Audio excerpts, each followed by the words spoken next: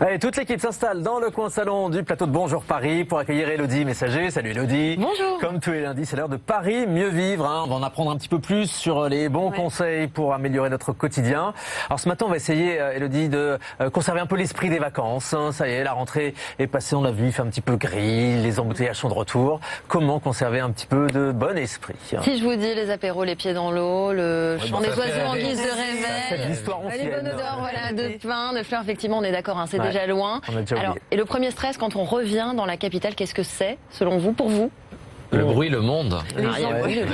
Les transports, la galère dans les transports, franchement. On retrouve le métro, travaux, le RER. En plus, on le sent bien que c'est plus l'été parce que les rames sont bondées. Alors justement, j'ai emprunté la ligne 1 en compagnie d'une sophrologue qui m'a expliqué comment rendre son trajet un peu plus agréable avec des outils très simples. Regardez.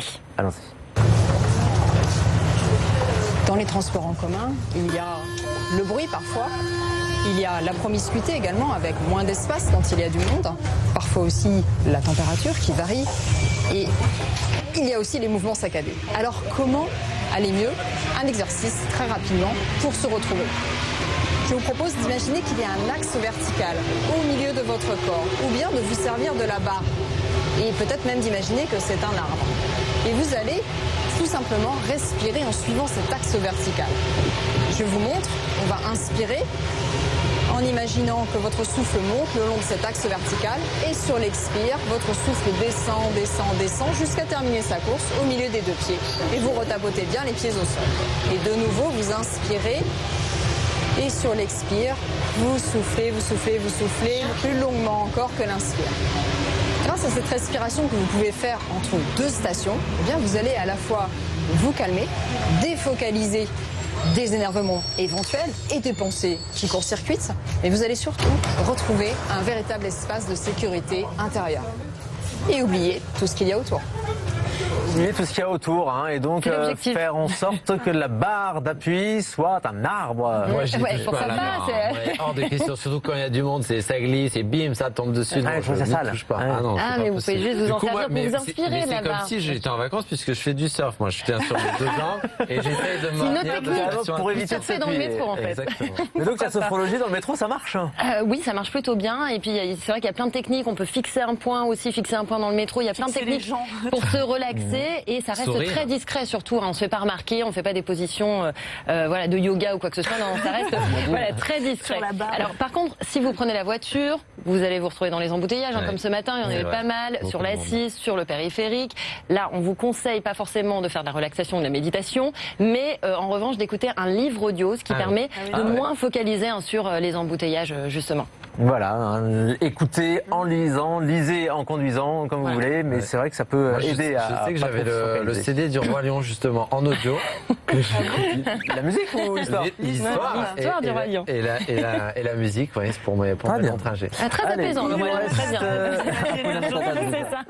Il nous reste moins d'une minute, Elodie, pour s'intéresser à cette appli qui peut nous faire déstresser également, puisqu'il s'agit de marcher, ça nous encourage à marcher cette appli. Exactement, c'est vrai que c'est la rentrée, on a un rythme effréné, on court partout, mais si on nous paye pour marcher justement, pour faire nos courses ou même pour découvrir des lieux, des endroits insolites. Être payé pour marcher. C'est plutôt encourageant. C'est ce que propose une application qui s'appelle WeWard, une application mobile gratuite. C'est nouveau et en fait le principe est très simple. Vous marchez et vous gagnez de l'argent.